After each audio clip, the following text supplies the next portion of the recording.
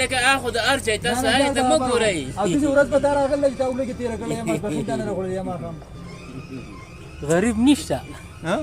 غریب نشته لالا ګوره د دې حکومت د لاسه موږ ډېر خراب یو موږ ډېر تباه او برباد یو زما رشکه د نن د مجبورۍ د لاسه ولاړه ده پوه شوې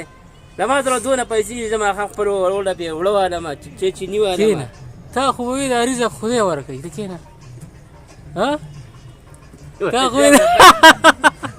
تا خو وي دا رزق خدای ورکوي کښېنه بس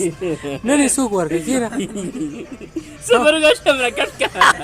کټ کوم نه خبره کوه او غریب ګوره نشته ښه غریب د سره شته نه هلکه ستا سره د څو روپو موبایل دی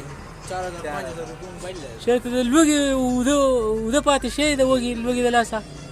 غریب کم ما ته ونسه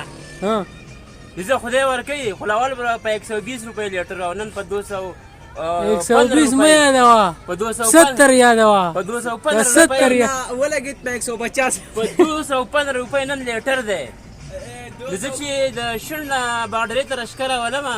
د زما 1 لیټر دغه سوځي او روپۍ زه 100 ګټم نو زه به ماښام وروله څړم ته ما ته په دې کې خبره وکړه ته څه مطالبه کوې زه دا مطالبه کوم چې دا حکومت بالکل زموږ خوښ نه دی د دې نه موږ ډېر پریشانه یو زموږ زموږ لپاره هغه عمران خان ښه او دا پېټرول چې 70 ستا یاد شي 70 مې نه شي یاد 120 مې یاد دي هغه ټیم کې به ته ډېر وړوکی ښه شوې او دا ډالر چې په اټان مې و یاد دي شي په اټان مې نه په هغه مې په 120 کې یاد دی اټان مې نه دی یاد وړوکی وې هغه ورځو کې په هغه ورځو کې وړوکی خدای به خیر کړي مړه هېڅ غم مه کوه ښه هر څه به ټیک څنګه به خیر کړي وروره هر یو راځي او تاسو لږه سخته تېره کوي تاسو لږه سخته تېره کوي د بوډۍ خو داسې چلو چې یو بوډۍ وه په هلک باندې مینه وه پوه شوې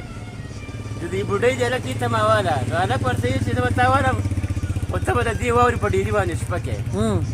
نو چې هغه بوډۍ څنګه سخته تېروم راته به راشي چې سهار کېده بوډۍ مړه پرته وه دغه شانتې موږ به دا یو حکومت په راځي چې ورېږه ما ته صبر وکوئ بل بول چې ما ته صبر وکوئ په دې چل کې به مړه شو بس خبره به خلاصه شي پټرول د وجې نه مې ورته ویل دا بس پټرول ګران دي او دا سی پي سي دی او یو هر شی ګران شو پټرول ګران شو بس دا ته چې سهار دا لښکره وباسې تا ته ماښام کور کې نه و چې تا سبا ته ورځ لښکر چلوله څه راوړه بس په هغې ورته تیل واچوه کور ته ځو بس تا نن د هغې پیدې ختم دي پیدې نشته ښه اوس د پیدو دور لاړ خټک وایي غریب نشته دې باره کې د څه څنګه غریب نشته ته د غریبۍ د لاسه نه راوځې زه د غریبۍ د لاسه خو دا ټول لاغوتې او دغه ناست غریب څنګه نشته